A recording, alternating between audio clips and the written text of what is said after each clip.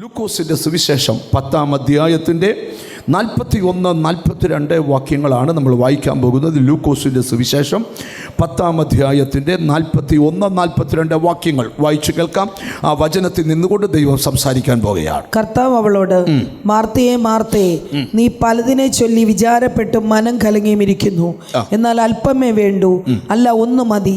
മറിയ നല്ല അംശം തിരഞ്ഞെടുത്തിരിക്കുന്നു, അതാരും അവളോട് അപഹരിക്കുകയുമില്ല. വളരെ ശ്രദ്ധേയമായ ഒരു വാക്യത്തിലേക്കാണ് നമ്മുടെ ചിന്തകളും മനസ്സുകളും കൊണ്ടുവരാൻ പോകുന്നത്.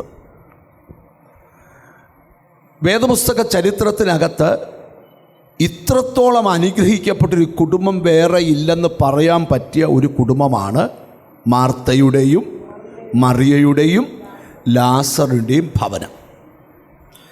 നമുക്ക് അവരെക്കുറിച്ച് പഠിച്ചാലേ ഭയങ്കര ഉത്സാഹികളാണ് അവർ ദൈവത്തെ സേവിക്കാൻ. എന്താണ് ഭയങ്കര ഉത്സാഹികൾ? ദൈവത്തിന് സ്തോത്രം. ചുമ്മാ വേണേലും ദൈവത്തെ സേവിക്കാം, ഉത്സാഹത്തോടെ വേണേലും ദൈവത്തെ സേവിക്കാം. ഒന്ന് അടുത്തിരിക്കുന്ന ആളെ നോക്കി പറ, ഉത്സാഹത്തോടെ വേണം ദൈവത്തെ സേവിക്കാൻ. പൗലോസ് പറയുകയാണ്, ഉത്സാഹത്തിൽ മടുപ്പില്ലാത്തവരായി, ആത്മാവിൽ എരിവുള്ളവരായി ദൈവത്തെ സ്തോത്രം. ഇപ്പം ഞാൻ നിങ്ങളോട് പറയാം, കർത്താവിനെ സേവിക്കുന്ന ഓരോ ദൈവവൈദ്യനും വലിയ തീഷ്ണത വേണം, വലിയ എരിവ് വേണം. നിങ്ങൾ ശ്രദ്ധിച്ച് കേൾക്കണം, ഞാൻ വലിയൊരു കാര്യത്തിലോട്ട് നിങ്ങളുടെ മനസ്സിനെ കൊണ്ടുവരും. അപ്പോൾ ഭയങ്കര ഉത്സാഹമുള്ളൊരു കുടുംബം. ദൈവത്തിൻ്റെ സ്തോത്രം. ഒരു വീടിനകത്തെ ആത്മീയ നിലവാരമാണ് വെളിപ്പെടുത്തുവാൻ പോകുന്നത്. ഇവിടെ ഒരു വീട് മാർത്തയുടെയും മറിയയുടെയും ഇവരുടെ എല്ലാ സ്വഭാവം വ്യത്യസ്തമാണ്. ഈ ആദ്യം മാർത്തയുടെ സ്വഭാവം, ഇപ്പോൾ സ്തോത്രമൊക്കെ ചില കുറയാൻ സാധ്യതയുള്ളൊരു മെസ്സേജാണ്. മാർത്തയുടെ സ്വഭാവം ആദ്യം പറയാം, പിന്നെ ലാസറിൻ്റെ സ്വഭാവം പറയാം, അത് കഴിഞ്ഞ് മറിയയുടെ സ്വഭാവം പറയാം. എവിടെ ബൈബിളിൽ? എല്ലാം ബൈബിളിലുണ്ട് സ്വഭാവം. മാർത്തയുടെ സ്വഭാവം ഞാൻ നിങ്ങളോട് പറയാം. ദൈവത്തിന് സ്തോത്രം, ഹല്ലേലൂയ. ഈ മാർത്തയുടെ ആദ്യമേ ഒരു പോസിറ്റീവായൊരു സ്വഭാവം ഉണ്ട്. എന്താ പറയുക? മാർത്തയാണ് യേശുവിനെ ആദ്യം വീട്ടിൽ കൈക്കൊണ്ട് കണ്ടോ. യേശുവിന് വേണ്ടി മാർത്ത എന്തും ചെയ്യുമ്പോൾ തന്നെ മാർത്തയ്ക്ക് വേറൊരു കുഴപ്പമുണ്ട്. സ്വന്തം സഹോദരിയുടെ കുറ്റം യേശുവിനോട് പറഞ്ഞുകൊണ്ടേയിരിക്കും. അപ്പം യേശുവിനെ സ്വീകരിക്കുകയും ചെയ്യും, പിന്നെന്ത് ചെയ്യും? അതാണ് എനിക്കൊന്ന് അതിൻ്റെ ഒരു വ്യാപാരമാണെന്നാണ് തോന്നുന്നത്. നമ്മുടെ ഇടയിലും ഒക്കെ ഈ സ്വീകരിക്കുകയും ചെയ്യും, കുറ്റം. യേശു എന്ന് മാറ്റിക്കേ, വീട്ടിൽ വന്ന ഗസ്റ്റായി ഇപ്പം ആര്? യേശു. ആ യേശുവിനോട് പറയുക, കർത്താവേ നീ കാണുന്നില്ലയോ ഒരു ജോലിയും ചെയ്യാതെ പാട്ടേ പ്രാർത്ഥന എന്നും പറഞ്ഞ് നിൻ്റെ കാഴ്ചവട്ടിയിരിക്കുന്ന ഇവളോട് നീ ഒന്ന് ഉപദേശിക്കണം.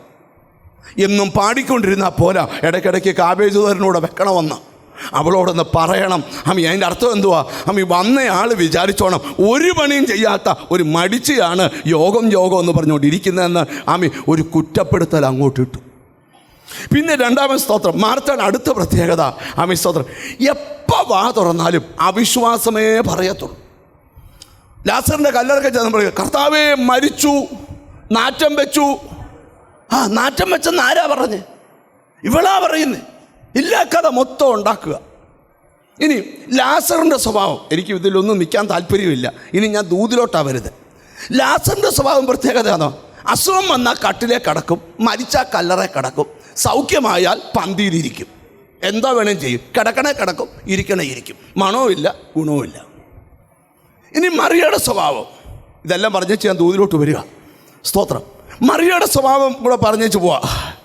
മറിയ അവസരം കിട്ടിയാൽ, ദൈവത്തിന് സ്തോത്രം, കർത്താവിനെ പരിമള തൈലം പൂശും, ആ കാൽക്കൽ കിടക്കും, തലമുടി കൊണ്ട് ആ കാൽപാത ഒപ്പിയെടുക്കും.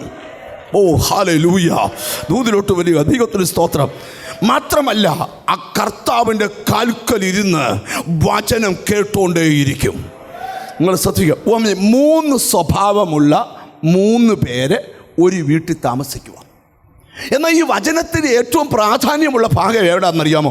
യേശു മാർത്തയെയും മറിയയെയും ലാസറിനെയും സ്നേഹിച്ചു. ഈ 3 പേർക്കും കുഴപ്പം ഉണ്ടായിട്ടും കർത്താവ് എന്ത് ചെയ്തു? അവരെ സ്നേഹിച്ചു. നിൻ്റെ ഈ കുഴപ്പം വെച്ചും കർത്താവ് നിന്നെ എന്ത് ചെയ്യുന്നുണ്ട്? ഇനി ഞാൻ ദൂതിലോട്ട് വരുക. നിങ്ങൾ ശ്രദ്ധിച്ചേ, ആ ദേശത്തിലെ ഏറ്റവും പ്രാധാന്യത അർഹിക്കുന്നൊരു ഭവനമാണ് സ്തോത്രം ലാസറിൻ്റെയും മാർത്തയുടെയും മറിയയുടെയും വീട്. ഈ ലാസർ രോഗിയായ സമയത്ത് യേശുവിൻ്റെ അടുക്കൽ ചെന്ന് പറയുക, കർത്താവേ, സ്തോത്രം, ലാസർ ദീനമായി കിടക്കുന്ന നല്ല പറഞ്ഞ് നിനക്ക് ഈ വീടിൻ്റെ രണ്ടാമത്തെ പ്രത്യേകത ക്രിസ്തുവിൻ്റെ ഹൃദയത്തിൽ സ്ഥാനം പിടിച്ച വീടാണ്. ക്രിസ്തുവിൻ്റെ നാട്ടുകാരെ മുഴുവൻ യേശു അറിഞ്ഞില്ലെങ്കിലും നിന്നെ യേശു അറിയണം. ഒരു നല്ല ഹല്ലേലൂയ പറഞ്ഞാട്ട്. ഇത് കയ്യടിയുടെ ബന്ധമല്ല, ക്രിസ്തുവിൻ്റെ ഹൃദയത്തിൽ നിന്റെ പേര് പതിഞ്ഞു കിടക്കണം.